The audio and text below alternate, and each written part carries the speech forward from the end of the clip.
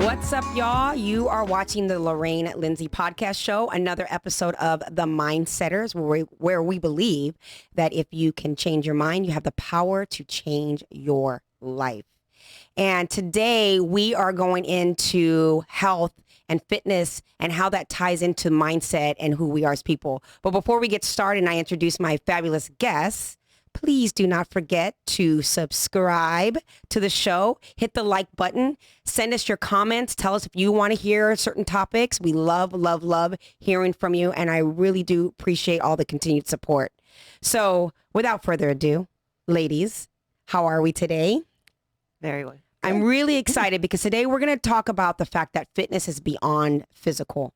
And there's always this misconception that how we look in the fitness, because you've seen people who are fit, and there's issues there. And then you see people who are not fit and they're perfectly fine. So before we get into talking about how this all ties in together, I'd love to introduce my guest. So first, we have a special guest today. Her name is Miss Megan Buckley. And a little bit about Miss Buckley here. So not unlike many of you, Megan Buckley has been through the roller coasters of life's ups and downs. Self-introspection and brutal honesty with herself allowed Megan to go within and to admit to herself the people, decisions, and routines that were no longer serving her highest good, nor moving her toward living a life in alignment with her true potential.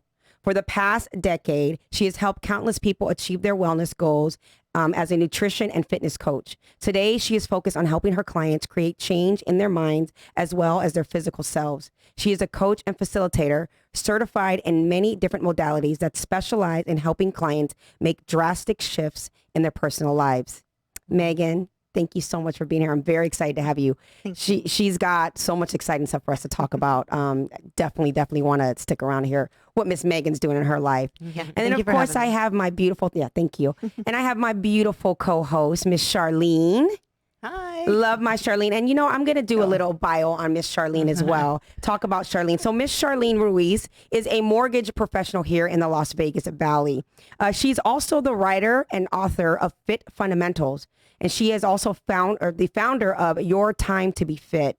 Charlene's career is built on things that she learned in her personal journey. And the inception of this began when she started her mortgage career. She understands and lives the philosophy that when we learn, we do, and we teach. So Miss Charlene, you know I love you. We missed you last week. I know. I missed you too. It was a great show, though. Oh, thank you. That was good stuff. This one's going to be just as good. Good stuff. And then also too out there for those, Miss Carmen is sick and ill, so keep her in your prayers. She's fine, but just a little prayer out there for Miss Carmen, who will be joining us in a couple of weeks. So, ladies, let's just get into this. Let's do it. You know, we've been doing different segments on mindset. And I thought, you know, especially with you, Charlene, because you really understand the fundamentals of, it's this thing that you always say in the show, the issues are in the tissue, tissues, right? Yeah. And so when we talked about this show and I met Megan at a speaking event, she was a speaker there and we just connected there. And so she's doing some really amazing things. But I love the fact that she's also in the fitness and wellness world because there's such a misconception that fitness means just one thing. And so today we were talking about how it's beyond the physical. So who kind of wants to start and kind of tap into that idea? Yeah, go for it. Okay. So like you said, it started in fitness, and really what I was noticing very early on and very quickly was, because I worked with a lot of women, and it was, okay, the mindset, there's something missing. What am I missing? And over the course of all of these years and getting more into mind body, I transferred from just personal training and nutrition into Pilates and gyrotonics, which is more of a mind body centered, physicality. And I was just looking at, okay, so what is going on here? Why is it that I can get some results with a client, but then there's like this struggle, or they get to this point? And so it really always came back to mindset. And not only that, but as I got more into the mind body portion and really connecting all of it, it was, okay, what are we thinking about here? How is it presenting physically? And so then what obstacles are coming up because of that? And so again, it just really goes back to, you know, how healthy are you really? And tying it all into what is going on inside. Absolutely. I can relate to that because I've done fitness. Charlene was my mentor in the fitness world for sure. She definitely inspired me to really tap into my body and how it can transform. but also understanding in the ups and downs to that journey, the mindset and how just life in and of itself can throw you off even in that journey. And so do you want to kind of speak on that a little bit, Miss Charlene? No, definitely. We talk about our body and fitness and all that fitness means. And fitness is not just a physical side of things. It's the mindset. It's the spiritual side. It's the perspective that we carry through life, the ideas that we hold, the beliefs that we have. So fitness is a matter of, I think fitness is everything in life. You can, it's a word that defines something, right, in your life. And to be fit, to me, is to be healthy, of good mind, of good understanding, of good space. So fitness it's kind of a gateway in to help others understand everything else. We automatically think the physical part because that's what we know as society, right? But fitness is beyond that. It's hard to get the body physically fit if your mind's not in it. At least it would be long term, right? So we want to make sure that we understand that. We can do anything quickly, but it doesn't mean it's going to stay long term. So again, fitness is also doing stuff like this, having a group of people to bounce ideas off of and really build on. But that's for me, that's what that means. I one of the things that sometimes we neglect when we're taking care of ourselves is to take care of the fitness of the mind, right? Looking at it as though it's a muscle, and saying, just like I have to work out the physical muscle in my body or train myself to get results, you also have to be able to do that mentally and emotionally to get emotional results in your life. And something we talked prior to going on the air, which you said, Megan, which I thought was beautiful, is that, there is, and I wrote it down, relationships are in every aspect of our life. So like you had said, I could have a relationship falling apart and be so laser focused on that and not realizing, how does that show up in what am I doing here that's showing up in every other part of my life? So do you kind of want to elaborate on that a little bit? Yeah, I would love to. So it's just that idea of, and I really kind of loathe the term, what you do in one area or how you do one thing is how you do everything, because that's not giving you a full picture. And then that's kind of giving like a misconception of a definition of who somebody is or how they show up. And it could just be that moment or that instant or that person or that event. So that's not really definitive, but it does show up. So if you are having resistance, with a partner and things are coming up there, then it's going back to, okay, so where else is that coming up? Usually it's self. Self is where it all stems from. Because if we're not right with ourselves, if we're not taking care of ourselves, if we're not pouring into ourselves and really listening to ourselves, like what we truly want, desire, need, what's important to us, what are our true beliefs and values that align, then that's going to be misalignment in everywhere else. Right. Alignment. That's a good way to say fitness, right? Yeah. You have financial fitness, you have physical fitness, you have, friends that are fit, I guess. I mean, you can use that term for many things, but you're right. Being in alignment that's huge, because once we understand what that alignment is, when we get out of it, we're going to feel that. And sometimes it's only in our body, which we have to really think what's going on with me. And sometimes it's obvious. So really connecting with yourself is definitely a fitness. So I have a question then. Where does one start, right?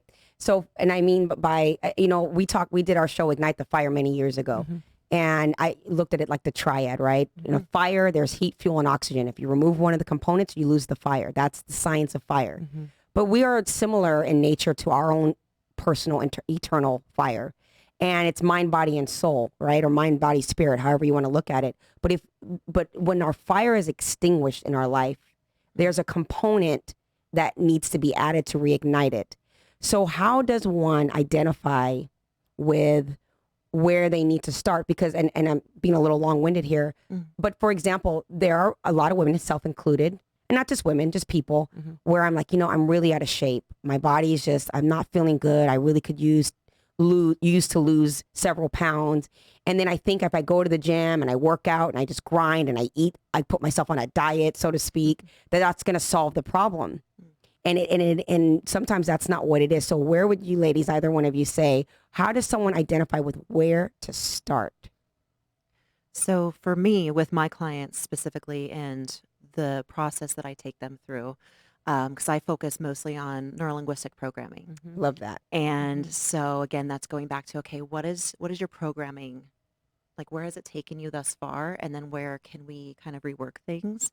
And the one thing I always start with is like an ecology assignment.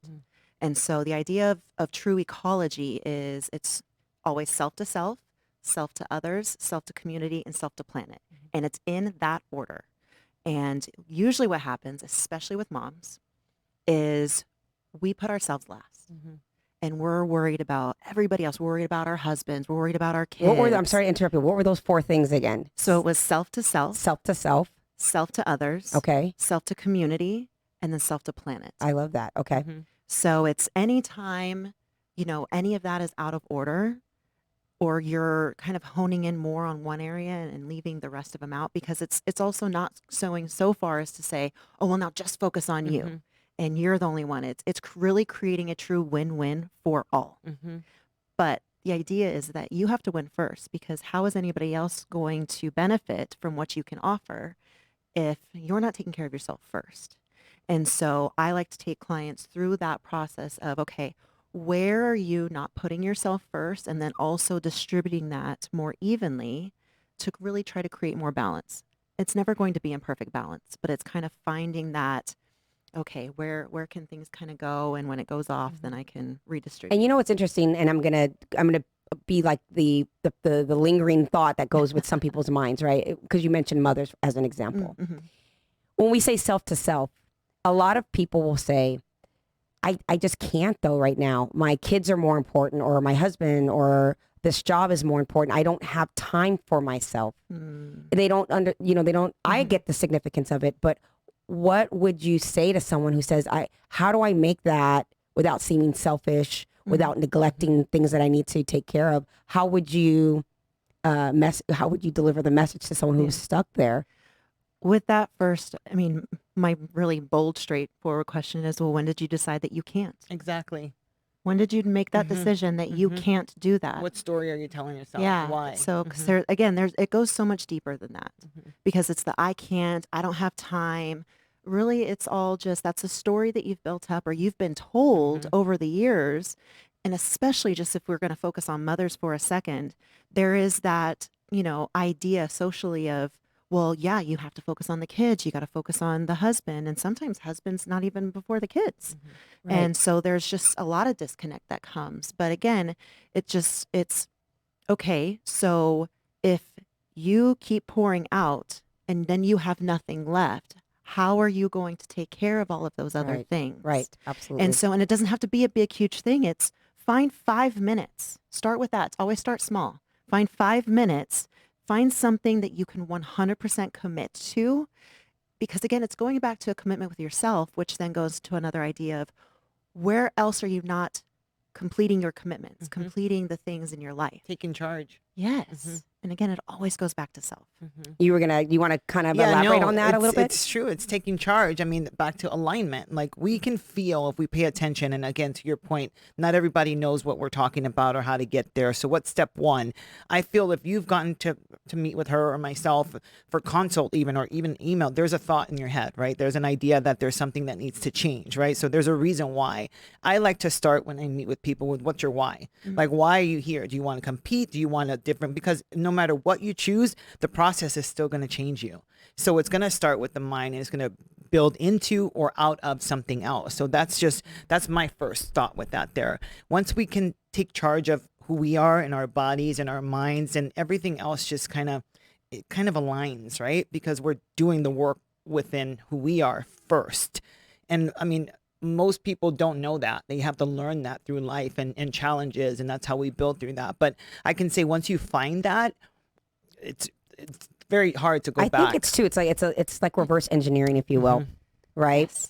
It's like sometimes we don't know the why because we don't understand the inception, because it kind of crept, it crept in.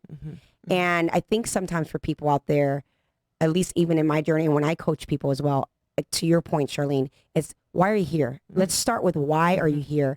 What's in you now in this moment that you're questioning what's going on in your life, what it is. And let's start there, and then let's work our way backwards. Let's scale it back, peel back the layers, and find out where the root is to what got you there in the first place. And then what your why was at that time. Mm-hmm. Because that's another thing that sometimes we're not aware of, is that our whys when we get into things, whether it is gaining weight or having excessive weight on our body, or our health failing us because we've neglected our health, or whether we're getting in toxic relationships or deadbeat jobs. There is a why that started that journey as well, and saying, okay, well, what's my why then? And why is my why different now that I'm actually questioning it? Yeah. Yeah. So Yeah, I like that. And even going a little bit further, because it's what's the intention and what's the purpose. And so kind of to what you were saying, is like looking at the end in mind of, okay, I'm not where I wanted to be. I'm not where I thought I was going to be by doing XYZ. And it's also kind of releasing the path that you started on, because sometimes it's through going through that path, on that journey, through this person, this job, whatever it is, this relationship, it's, oh, well, now I learned some different things. I have different complexities of thinking. I have different awarenesses that have come up through this journey and through this process that, you don't have to stay on that if it's not working for you. It is an option to say, okay, this worked for me up until this point. Now I'm realizing this isn't the path for me, and there are other options that are coming up. And so then again, going back to, okay, what's the purpose? What's the why? What's the intention of where I'm wanting to go? And is there another option, another person, another journey that's going to get me there? It's believing that you can too. There Putting you go. yourself in an environment when we're exposed to different, our lenses change and we start to see things like, wow, why can't I do that? I can do that, or who do I want to be based upon what I know now, right? Because if we don't know, it's hard to really put that measure in front of people, right? Well, when you do know, it's like when we know better, we do better, right? But how do we know better? We have to move into that, or we have angels that, guide us in life that are here on earth that show us differently. I mean, whatever that may be, even TV anymore. There's the fitness that's physical, that's vain, and there's a fitness that's everything. And I believe even through vanity, you'll find some of the other there too. And that's how it creates and it builds that new lens to see out of. And then you can build your journey based upon what you want to be or who you want to be from what you know. And then hopefully you start to learn more and explore deeper into that. But here's the trick, and here's the thing, and I'm always the devil's advocate here, right? Because when, you women are very aware, right? You're very, your mindset is there. And so I'm going to scale it back even more, because one of the most difficult things for, I think, a lot of people are the habits, because we're creatures of habit. And so a lot of our mindset, our belief and disbelief, our ability to say that we can get to this, we can have optimal health, and we can have that career, and we can have this great relationship. And then first requires you to get out of a thing, right? To break an old habit. And so it is very difficult, because there's the mind, and then there's the physiological aspect of our patterns that we do daily. So my question for one of you ladies, or either of you ladies, is what would you suggest, or how does a person, again, identify with what it is, but how do we break the habit? How do we interrupt the pattern so that way the other possibility becomes a possibility? With or without guidance, or it doesn't matter? Well, and I guess what I mean, so for example, let's say that, well, since we're on the fitness side, let's go fitness. Let's say you have an individual that says, you know what, I recognize that I'm carrying a lot of weight, and that I'm heavy, but my entire family, this is what we do. We celebrate with food. We eat this way. And if I start to lose weight, or if I start to get smaller, they're questioning this. And so for a while I might do well, and then I'll hit a wall, or I'll get some discouragement, or people are like, you're changing, or whatever, many different variables. And then they fall back into the habit, and then it causes them to become even more and more discouraged. And so how do they break that habit? How do they get out of the habit? If that makes sense. I don't know if that was too loaded. A lot of it too is trusting yourself, and trusting, if you're working with someone, trusting the process. If you're not coachable or open to learn something different, it's very challenging to change that habit, or even for long term. I write about this all the time, about family members that are, now you're the enemy because you're changing your life, because it's a reflection of them and their life. Healthy is healthy. I don't believe our bodies are supposed to hold a certain weight. I think we have a certain measure that we should keep. Doesn't mean that anyone's less or more. It just means that, physically speaking, and there's a measure that we want to maintain. It doesn't mean you have to be fit with muscles, but at least be healthy. That's the start.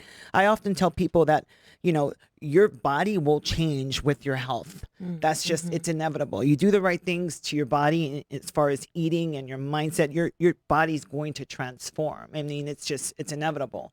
If you don't treat your body well, you're going to start to see that, even if you're cheating. Eventually that's going to show up. It may not be now, but it will in time. That's why women rebound. That's why there's all these different things that occur. When we get emotional, we'll notice changes in our body that we can't cut. So there's a lot to that, but I do really believe it's trusting yourself enough to know that you can, and that's just noise, which takes a lot of work in itself. And or if you're working with someone, to trust them, because I can't tell you how often I've coached people that I had to remind, hey, you got to trust the process. I can't help you otherwise. Like, this won't be a good relationship if you don't trust me in this. I won't guide you differently. You're here. And it shifts. It finally comes through, but it's their timing. They say the teacher shows up when the student's ready to learn, right? Same thing with that. And I believe age and wisdom too.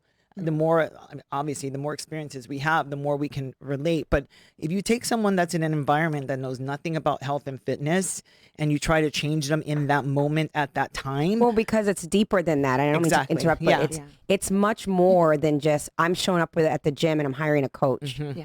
It's kind of what we're saying here is that what's the why that you're showing Almost up? What's that pain? Right. What's like, am I just trying to lose weight because I'm trying to make everybody happy? Because I have a really good friend of mine, and she recognized she was gaining weight, and she's always been a more voluptuous woman, but she loves her body. She loves food. She loves to go out and indulge. It's things that it ties in with her culture, and she loves it. But at some point she recognized that, okay, I've gotten a little out of control and there's some emotional habits here, and she scaled back, but she didn't want to necessarily get down to this really small, petite frame that people think she, or, her body mass index or what have you. She was very happy being a voluptuous woman. And so it's like you said, when the teacher shows up, or what was the expression? Yeah, you the said? teacher shows up when the student's ready to learn. Yeah. So, Yeah. and I feel like you were going to say something, so I want to get you to. No, Yeah, please. absolutely. But so my approach, especially when I'm first starting with a client, or just having the conversation, because it comes down to, okay, is this a problem for you now? And how big is that problem? Because that's going to then gauge how ready you are to actually make a change. Because there have been occurrences where, I'll have a conversation with somebody and it's more driven by the people around them. They're like, oh yeah, well, this person says this person says this. And I said, okay, let's quiet that noise. Is it a problem for you specifically? And if they say no, well, then it's not a problem. However, if it is a problem, then that gets into a different conversation of, okay, so now we've established, yes, it is a problem for you, but how deep is that pain? How big of a problem is it? And how ready are you and willing are you to be coachable and to take action? Because it also goes in the conversation of, you don't know what you don't know until you know what you don't know. And you're not, and there's a lot going on there, but it's having an awareness of, there is a level of, we do come to this, well, I know this isn't working for me. I don't know how to change it. And that's kind of been the conversation. Then the second part of that would be, okay, I'm aware of this. I don't know how to change it. But the reason why you don't know how to change it is because there are other things happening that are underlying, that are contributing. And that's what you haven't brought to an awareness yet. And that's also where it's time to reach out for help and support. I, as a coach, I have coaches, and I would assume both of you do as well. And also I would even go as far to say, if your coach doesn't have a coach, like, that's a problem because they've capped themselves out, so they can only take you that far. Exactly.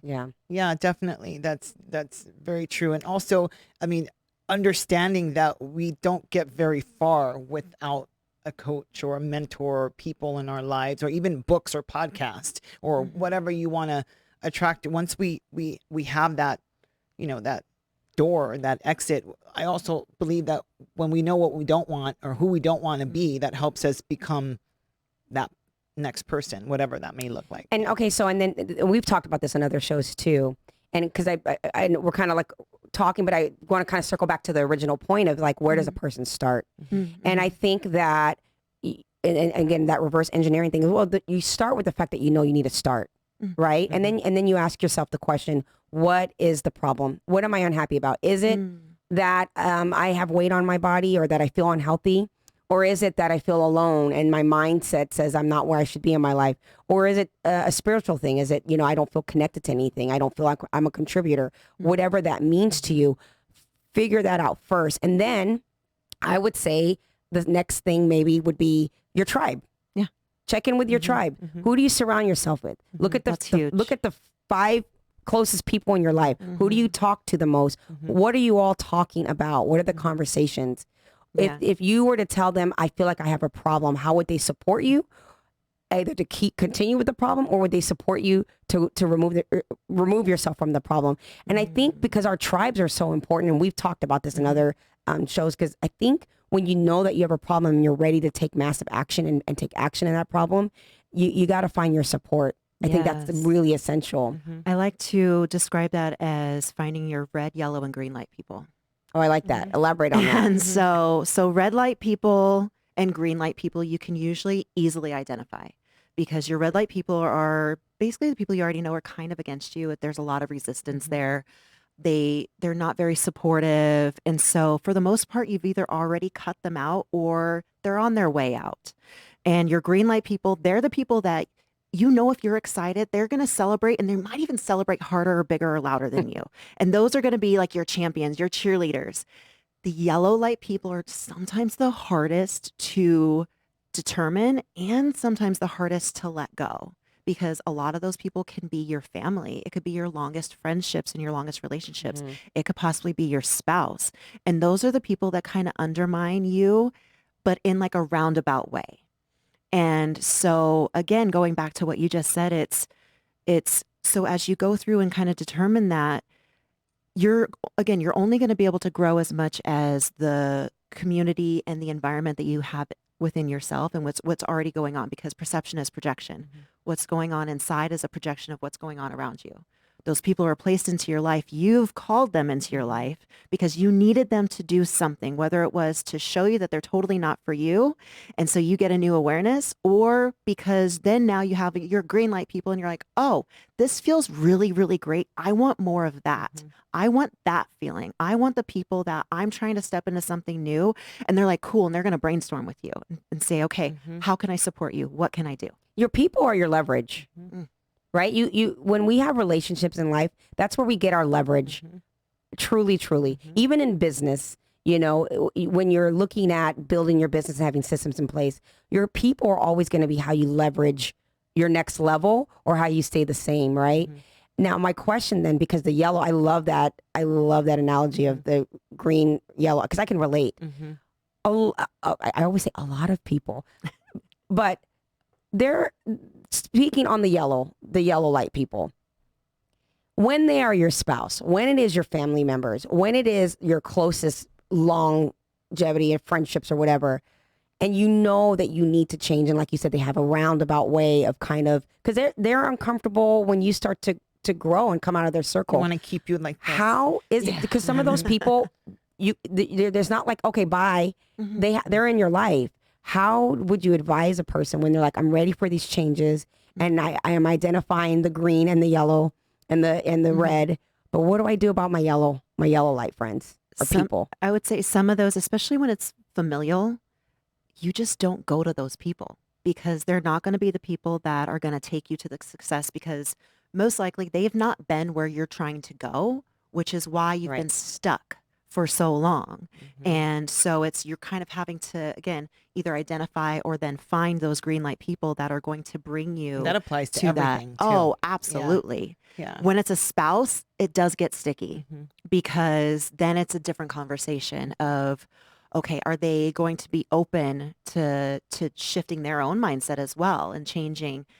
And then there's so many other dynamics that go into that because it is hard if you don't have that support of your spouse.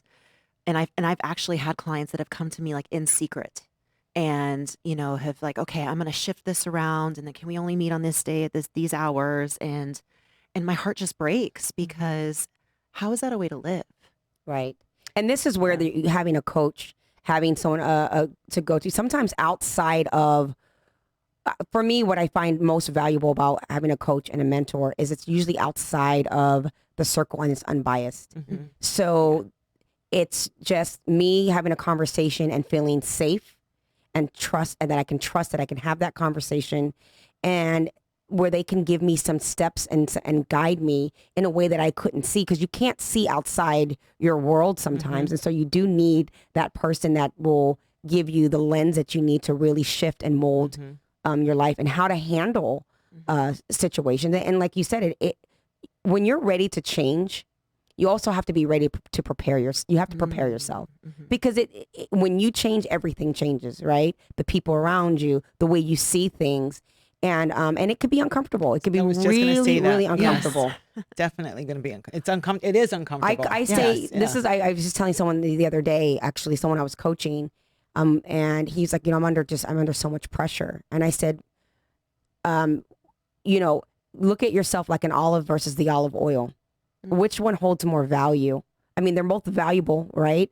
But to press that olive with so much pressure to get a little bit of oil, imagine how many olives have to be pressed in order for me to get a little thing of oil. And I said, so know that pressure, that breakdown is where you're going to get your breakthrough. And you just have to trust that that's the process, and it's not going to be easy. But when you go on the other side of that and you look back and you reflect, you're like, okay, it totally makes sense right now. I often say it starts with the mind and the body will follow, because we have to talk to ourselves. It's easy to hear this and take notes. But if you are in a position where your spouse or whoever is the yellow person in your life, daily, even maybe 4 or 5 times a day, those affirmations, those self-talks, remind yourself your why. Like, it's uncomfortable. And sometimes relationships don't make it through because you're changing. And that's why we're here. We're supposed to evolve, whatever that may look like. For some people, it's extreme. For others, it's slightly. But for some people, it's just enough to break down relationships that are not strong anyway. So that's something else to look at too. But it doesn't mean that it's negative or positive. It's your journey, and you decide how you want to take that. But that's also the mindset. Everything starts with the mind. And again, I hear, if I was someone that knew nothing and I'm listening to this podcast, how would I interpret that? How do I take this information and convert it to a life change for me? And the way that I see that is really just, okay, they say mindset.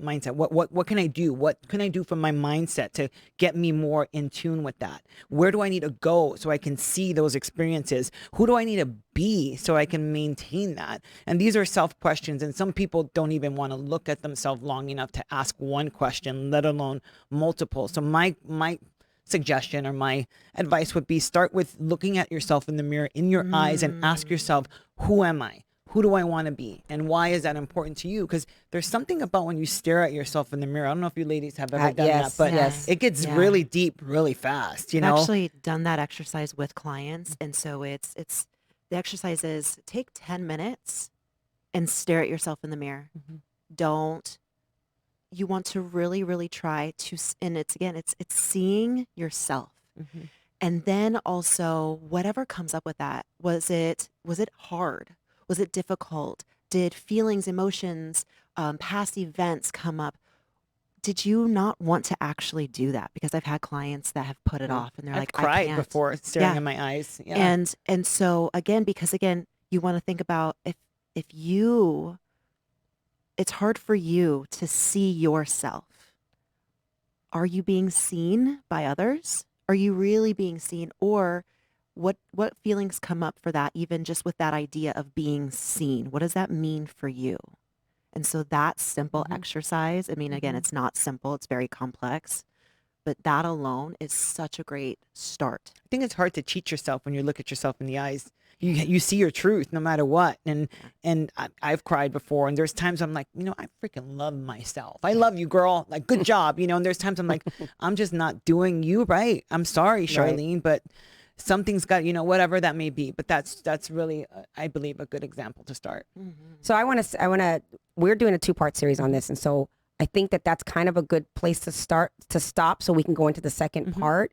But it truly is a testimony to say that, fitness is beyond the physical. Because here we are, we started off talking about the physical aspect, but yet it goes into so many different parts. So I really want, in our second part, to really break that down. And one of the things that we talked about prior to filming is that our bodies will tell us. So in part 2, I would love for us to talk about what that looks like when our bodies are telling us. Sometimes if you don't know, here, we're talking mindset this part, but if you really are like, I'm clueless, they're talking all this stuff, I don't know what they're saying, mindset, whatever. If I'm so confused, I can't click into my mind. I'm busy. I got too many things going on.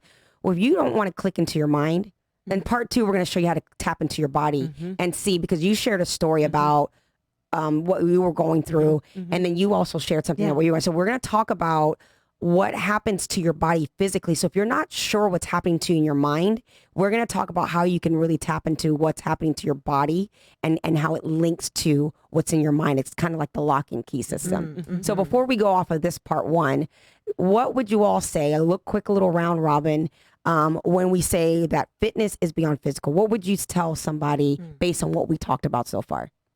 Miss Megan. Okay. Yeah. Fitness is beyond physical. It's, just going back to, what are you thinking? What are you feeling? And how's that showing up? I love that. Yeah. Simple as that, really. What are you thinking and what are you feeling? What comes to my head is it starts with the mind. The body will follow. That's really, and just stare at yourself in the mirror. Yeah. For a long time. And I would say, and I will close by saying this. If you're watching this, if you are feeling there's a problem, it's now. It means now. Because there's always that question as to, well, when do I start? When will I have time to start? You start the moment you realize I have a problem. Well, and even going one step further is, and I've been real talk with some clients, how much bigger does this problem need to get for you before you're going to take the action necessary? Right.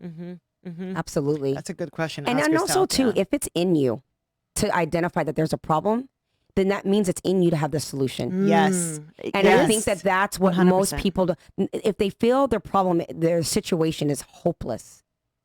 If it's in you to know that you're seeking and you're looking, then I promise you the answer, the solution is there. That's your spirit talking. Absolutely. Oh, yeah. It's Okay, screaming. so part 1, part 2 is coming up. Again, we're going to tap into what the body is telling you so you can figure out what your mind needs to do next. So these ladies will be joining us in part 2. So thank you for watching, and we'll see you next time. Thank you. Ciao. That was good. I love that.